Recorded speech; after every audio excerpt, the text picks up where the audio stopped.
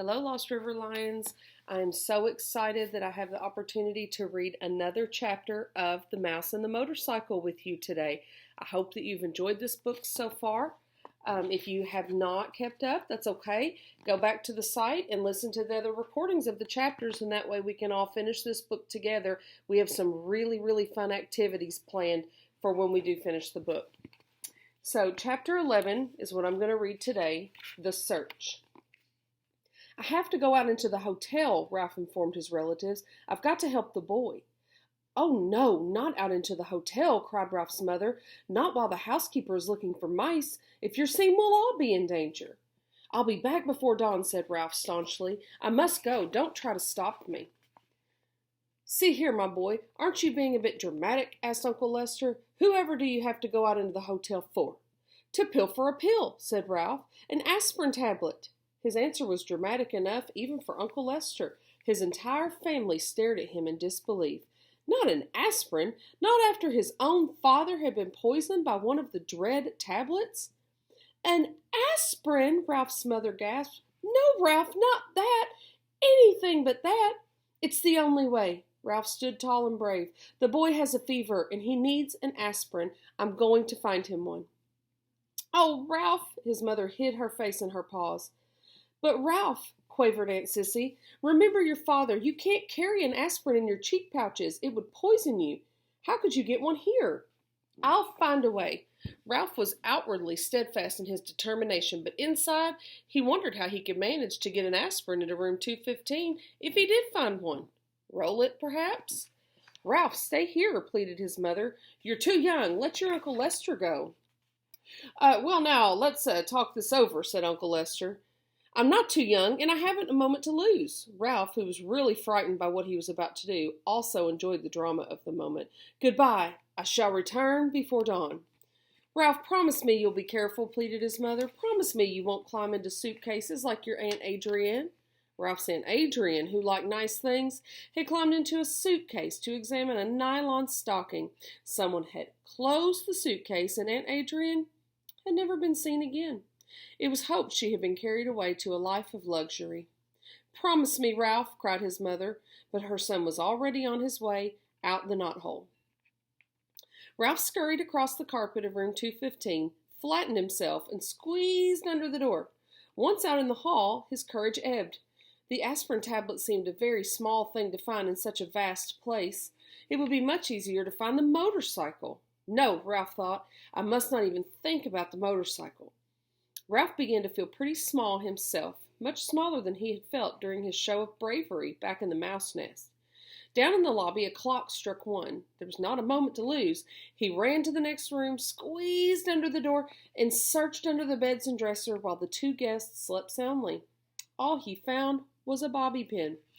He skipped room 211 because his enemy, the little terrier, was in there, and ran on to room 209. A hurried search, frightened because of the loud and uneven snores that came from one of the beds, revealed nothing but a few pretzel crumbs, which Ralph did not have time to eat. On and on ran Ralph, down the hall, under doors, around under beds and dressers. There was not a single aspirin tablet to be found. In one of the rooms he did see a penny that had rolled under a luggage rack, and remembered his mother's wish to leave a tip for room service. But tonight he had no time for pennies. He must press on and find an aspirin. A small doubt began to creep into Ralph's thoughts as he ran down the hall to the last room on the second floor. Maybe there was no aspirin. Maybe he was risking his life and the lives of his family for nothing. But Ralph pushed the thought aside. He could not let himself become discouraged. If there was no aspirin on the second floor, there had to be one someplace on the ground floor. Tonight, he was willing to brave the stairs to find it. He flattened himself and squeezed under the last door on the second floor. There was nothing under either of the beds but the things Keith called dust mice. There was no sound but the rattle of the windows and the wind. Ralph started across the carpet toward the dresser when suddenly a light from the bedside table blinded him. He stopped, rooted to the carpet by fear, even though it was not likely that anyone was going to cut off his tail with a carving knife. He heard someone slip out of bed and utter a sound halfway between a squeal and a scream. Before Ralph knew what was happening, an ordinary drinking glass had been clapped down over him, and there he stood, in a glass trap. And then by then his eyes were adjusted to the light, and he found himself facing a pair of bare feet. Looking up, he saw that the feet belonged to a young woman in a pink nightgown. It's not a very good spot for Ralph to be in. "Mary Lou, wake up," she whispered to the young woman in the other bed. "Look what I've caught." "Huh?" said Mary Lou, blinking and raising up on one elbow. Her hair was done up on pink rollers. "Betty, are you out of your mind? It must be past 1 o'clock in the morning." The night was slipping by much too quickly for the trapped mouse. He was terrified and he was desperate. No one in his family had ever been trapped under a drinking glass before. Worst of all, he was failing Keith and endangering his family. "Wake up, Mary Lou, and look," insisted Betty. "I was getting up to stop the rattle in the window and caught a mouse." This news roused Mary Lou from bed, and the two young women knelt on the carpet to look at Ralph, who promptly turned his back. He did not care to be stared at in his misery, but it was no use. The women moved to the other side of the glass. "Isn't he darling?" said Betty. "Just look at his cunning little paws." Mary Lou leaned closer for a better look. "And his little ears, aren't they sweet?" Betty was delighted. It was disgusting. It was bad enough to be trapped and stared at, but to have this pair carrying on in such gushy fashion was almost more than Ralph could stomach. Cunning little paws indeed. They were strong paws, paws for grasping the hand grips of a motorcycle. "Oh, Betty, do you suppose we should take him back to Wichita with us?" asked Mary. "My third grade would love him." "So would my kindergarten," agreed Betty. "We could keep him in a cage on the ledge, and all the children could bring him food from home. It would be such a good experience for them to have a pet in the classroom." Well, thought Ralph grimly, I always wanted to travel. A cage in a kindergarten in Wichita, however, was not exactly the destination he had in mind. The minutes were slipping by dangerously fast. He had to do something. "Look," he shouted through the glass in desperation. "Let me go. Please let me go. There's something terribly important I've got to do."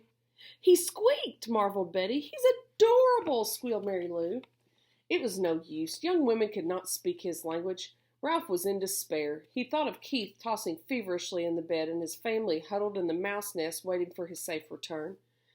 "But I don't see how we could take him back to Wichita," said Betty sensibly. "We're driving to San Francisco and then to Disneyland before we start back.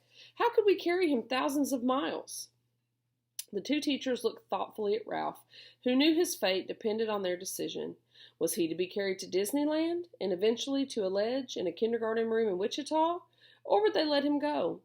A third possibility crossed Ralph's mind. Perhaps they would leave him under the glass for the housekeeper to see. He had hoped not. He did not think he could last that long. Already the inside of the glass was beginning to feel warm and airless. "I suppose we really shouldn't turn him loose in the hotel," said Mary Lou. "Mice are pests, even if they are cute." The teacher not only destroyed Ralph's hopes, she hurt his feelings as well, calling him a pest when he was on an errand of mercy. From the mouse's point of view, the teachers were the pests. "I know," exclaimed Betty suddenly. "I know," exclaimed Betty suddenly, causing Ralph to look over his shoulder for a clue to what it was she knew. "I know how we can get rid of him without hurting him." The young teacher reached over to the bedside table, where she picked up a picture postcard. She slid it carefully under the glass and under Ralph's feet so that he was now standing on a postcard.